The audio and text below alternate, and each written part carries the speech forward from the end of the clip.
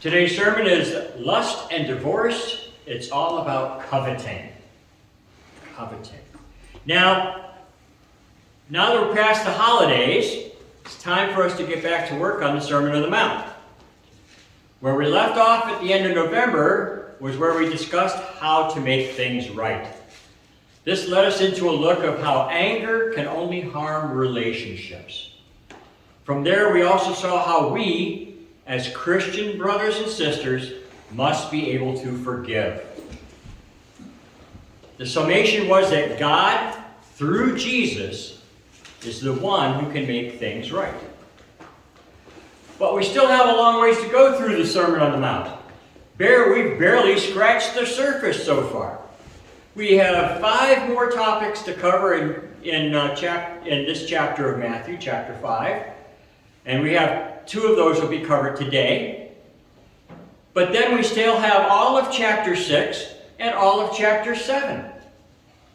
Jesus had so much to tell us, a lot of it reiterating things from the Old Testament commandments. With that said, we're going to move into our next 2 topics. I'm combining these 2 topics because they tie together so directly. You'll see in a couple of other places that Jesus really planned out this sermon really well. I wish I could write my sermons as well as he does, but I'm not Jesus. One of the biggest problems in the world today is sexual immorality. It's a fact. It's one of the biggest problems in the world today. There are a lot of ways this can be defined, but it's all driven by the same thing. People are driven by their sexual urges rather than wholesome activities. Physical pleasures overcome a person's realizations that they're acting with impropriety. But we understand that these desires are not what God wants from us. It's not only the desires that immorality raises, but it's actually also the results of those behaviors. What comes out of that immorality? When the urges become too great, they may have effects on the family and the friends and the marital relationships that have been founded. That's not always necessarily directly, but in changes to their lifestyle, in changes to their interactions with others, including those in their family. It may not be bad enough, or it may be bad enough to cause those relationships to be severed, to be broken apart. So today's sermon is going to be about lust and divorce. The next 2 topics in the Sermon on the Mount. I think our best bet is to stop right here and read our scripture for today, which comes from Matthew 5, verses 27 to 32. You may read with me. I'm just going to read right through it. You can just read with me if you'd like. Verse 27, you've heard that it was said, you shall not commit adultery. But I say to you that everyone who looks at a woman with lustful intent has already committed adultery with her in his heart. If your right eye causes you to sin, tear it out and throw it away. For it is better that you lose one of your members than your whole body be thrown into hell. Verse 30, and if your right hand causes you to sin, cut it off and throw it away. For it is better for you to lose one of your members than that your whole body go into hell. It was also said, whoever divorces his wife, let him give her a certificate of divorce. But I say to you that everyone who divorces his wife, except on the ground of sexual immorality, makes her commit adultery. And whoever marries a divorced woman commits adultery. Thank God for the blessing of his word. Now, the idea of lust is far-reaching. Lust, far-reaching. But not necessarily one focusing on sexual immorality, even though that is the key factor in the inappropriate nature of man's desires. What exactly is lust?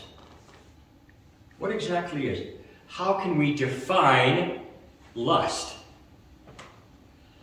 In most dictionary, it is given the definition of a very strong sexual desire for someone.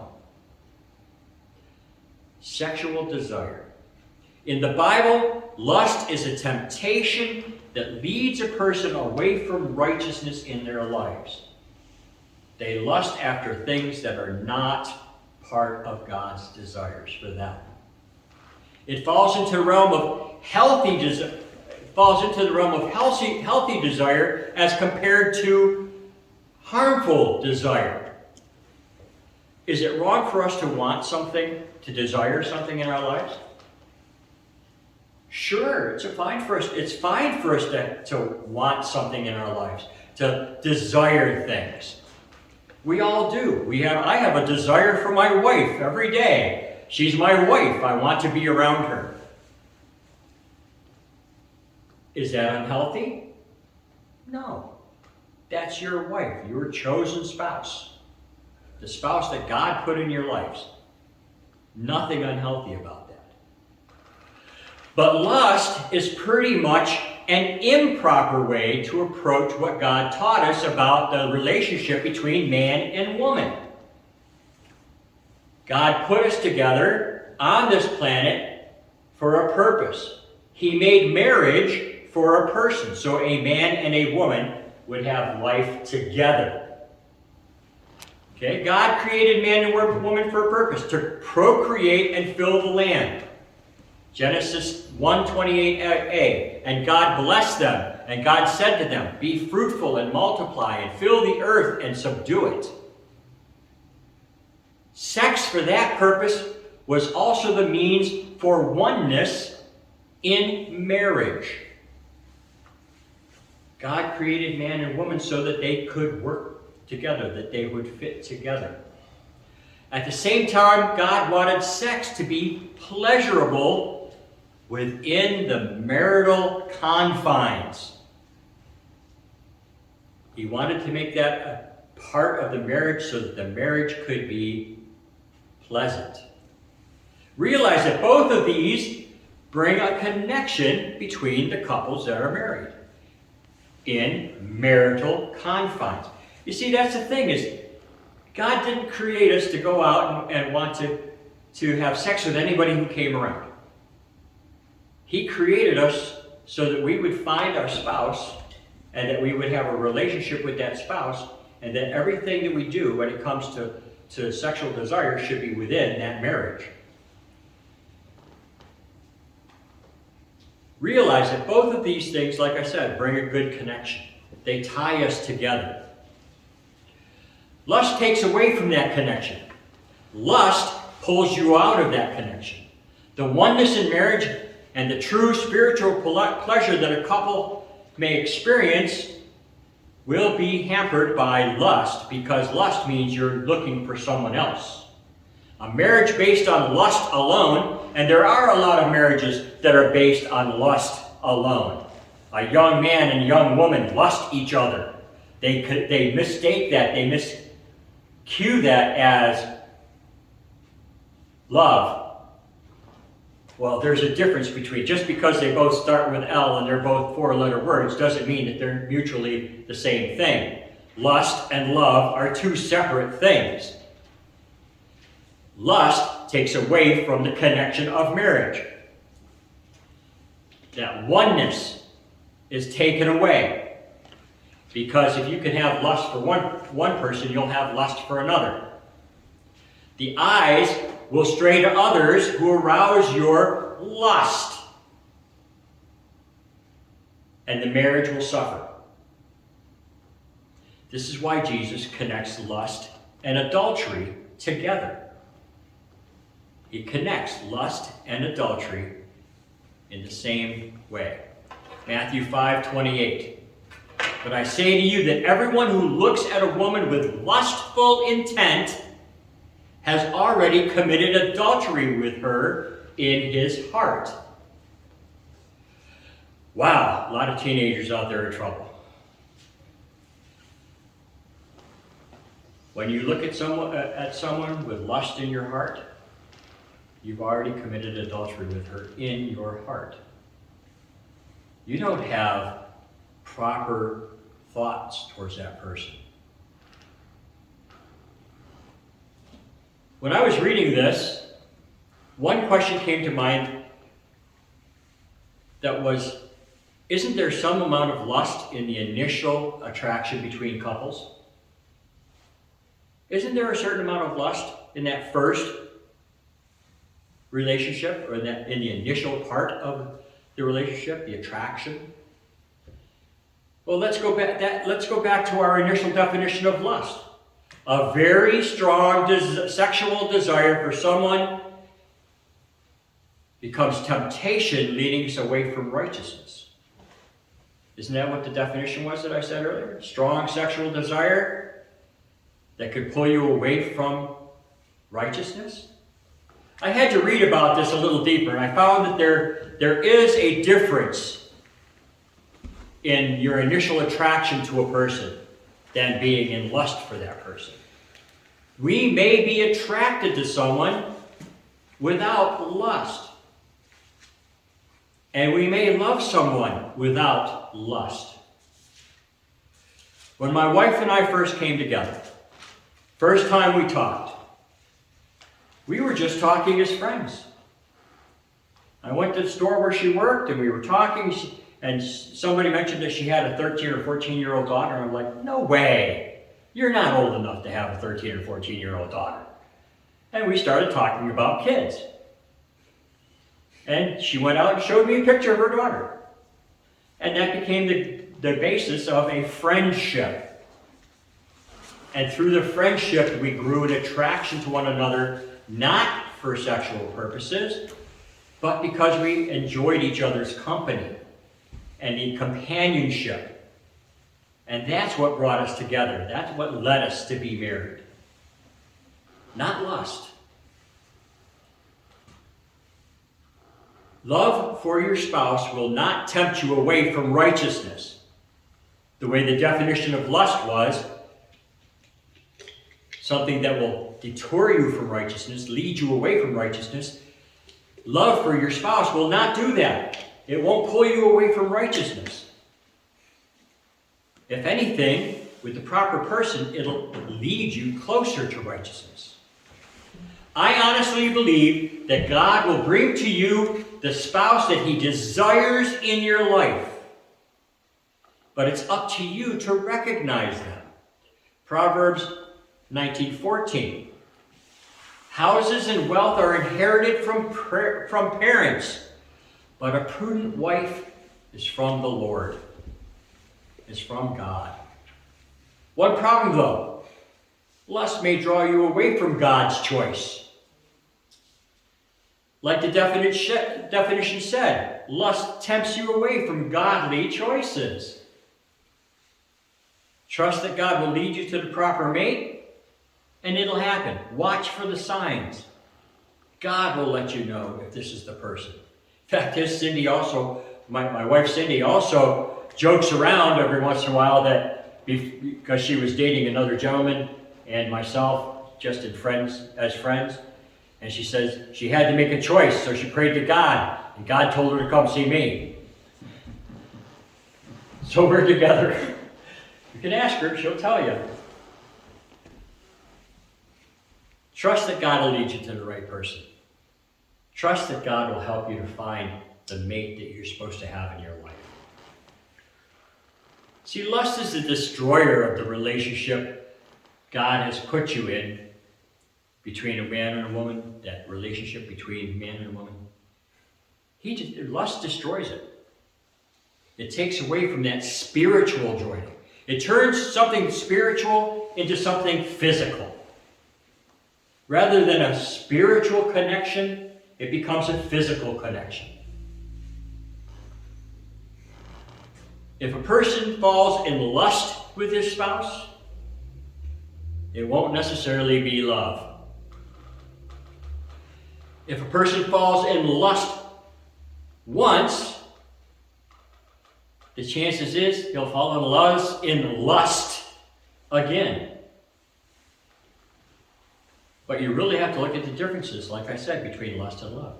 When you fall in love with someone, that's it. Now, I've been skirting one issue regarding lust overall, and it is sexual covetousness that may lead to adultery in the eyes of God. Look at the 10th commandment. Exodus 20:17. You shall not covet your neighbor's house. You shall not covet your neighbor's wife, or his male servant, or his female servant, or an ox, or his donkey, or anything that is your neighbor's. Coveting is yearning or desire to possess something you don't have that belongs to someone else. Well, isn't lust the same thing? Isn't lust the same thing? Only more focused on sexual desire? Coveting something means that you want it. You crave it. You want it. You need to go after it. No matter who it is. When you sexually covet someone, you are lusting. You're breaking the 10th commandment. You're coveting. Now, I didn't put this in the sermon, but think about David. Here he is up on his rooftop. Unmarried man, looks down on the lower balcony and sees this beautiful woman taking a bath or taking a shower or whatever the case may be. And he desires her. He doesn't love her yet. He is coveting her. She belongs to another man. She is married to another man. He goes so far as to send her husband out to the front lines of the war so that he could be killed. Well, that was coveting Bathsheba. And that was lusting after Bathsheba. He paid the price. He lost his firstborn son. But that's what we're talking about when we're talking about lust. You don't care what's in the way. You want it, you go for it. Whether it's right or wrong. Okay, so now let's look at the 7th commandment. You shall not commit adultery. We already read that when you look at lust, at someone in lust or through lust, it's adultery. If you look at someone with lust in your heart, it is adultery. The point is, lusting after someone reduces their value as God's creations.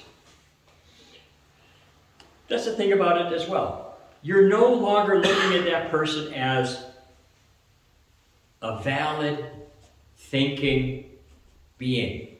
You're looking at them as an object of sexual desire. You need to walk away from it.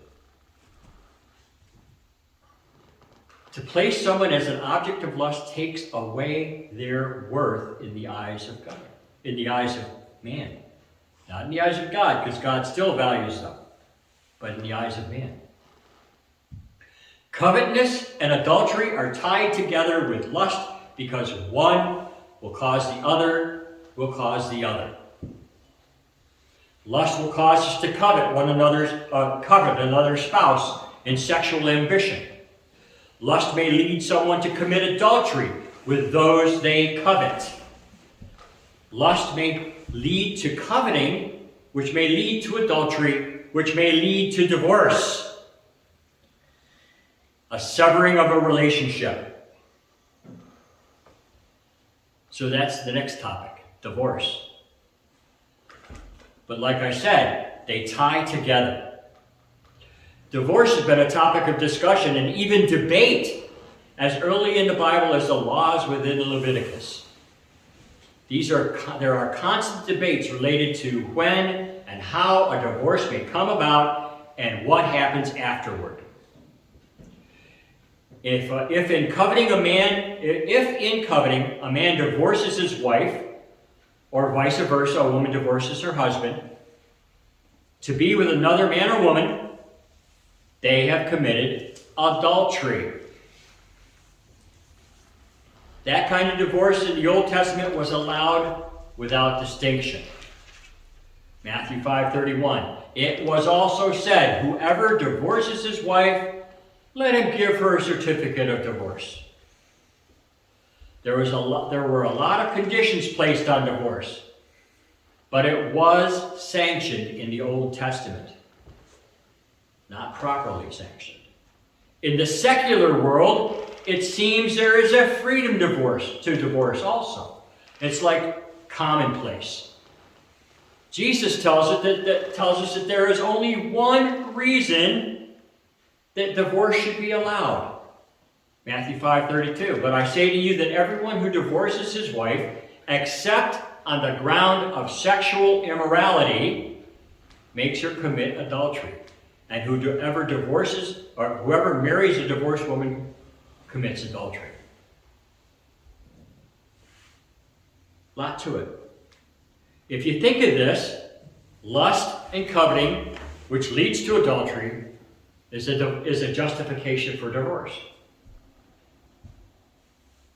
Well, I disagree, because even in adultery, God through Jesus will forgive, and the marriage can be repaired. Forgiveness is available. First, the adulterating individual has to admit to what they have done, admit it to their spouse, admit it to God, and then seek forgiveness from both the spouse and God. And then their marriage can go forward. It won't be an easy road. It often becomes a very rocky road, but it can go on. So there's no real need for that divorce. Yet, Jesus allows for divorce if it's due to adulterous relationships, if it's due to sexual immorality on one party's part. It's interesting to me that Jesus put this statement in the Sermon on the Mount, considering the atmosphere of the time. In truth, prostitution, sexual abuse of women, lust, idolatry, were all there in that society. Look at the Romans and the Hellenistic influences on Israel. In Rome, there was nothing against having intercourse with whoever you want, whenever you want, in whatever condition. It's a shame, but it's there. But Jesus, in his godly manner, answers the question of morality. Mark 7:21-23. For from within, out of the heart of man, come evil thoughts, sexual immorality, theft, murder, adultery, coveting, wickedness, deceit, sensuality, envy, slander, pride, foolishness. All these evil things come from within, and they defile a person. We have to be on the lookout for those things. We have to be on guard. The world is an open playground, especially this day and age, for the temptations of lustful pursuits. Every day, we see an increase in divorce rates caused by sexual impropriety, namely adultery. Check this. 57% of all divorces in Canada have been caused by infidelity. Infidelity. Almost 60%. Means 2 out of every 3 marriages that end in divorce are because of infidelity. From 2020, the number of divorces has decreased. I found that hard to believe when I read that. But then I looked at some other statistics. The number of unwed couples has increased. Okay? That's why the number of divorces have decreased, because the number of unwed couples have increased. You can't get divorced if you're not married. by statistics standards anyways. Does this tell us anything about the human heart in these times? Does this tell us about how people look at relationships in these times? Just from the increased visibility of things like homosexuality, sexual abuse, infidelity, we could see the trends of the world view. Things that were considered taboo years ago have become norms. Think about it. In the 40s and 50s, if you mentioned divorce, it was like, oh, last resort, unimaginable, unthinkable. It was something that people didn't want to admit or didn't want to allow themselves to be facing off. Divorce, that's a terrible thing. What about the kids? Nowadays, they're a dime a dozen and simple to get. You know, there might be a 2 or 3 month waiting period in some cases. If they both signed off on it, they could get it. It's a shame. Temptation is running rampant in the world of today, and God will not overlook those who fall into those temptations. Matthew 18:7. Woe to the world for temptations to sin, for it is necessary that temptations come, but woe to the one by whom the temptation comes. Those who fall into lust and act on their urges have fallen into, basically, sin. That's the one word for it, sin. They are guilty of coveting and adultering at the least. That's how the world has become a den of inequity and evil. As we as Christians, we need to remain separate from those temptations. We need to keep hold of Jesus' teachings and God's desires and pray every day for our salvation, for our protection from these evil influences, and when we sin, for forgiveness. Every day. We know that lust and divorce are rampant in the world around us, but how do we avoid falling into these temptations? I just mentioned a few. We begin by remembering why God created both man and woman. It wasn't so that we could have a relationship with any or as many as we can.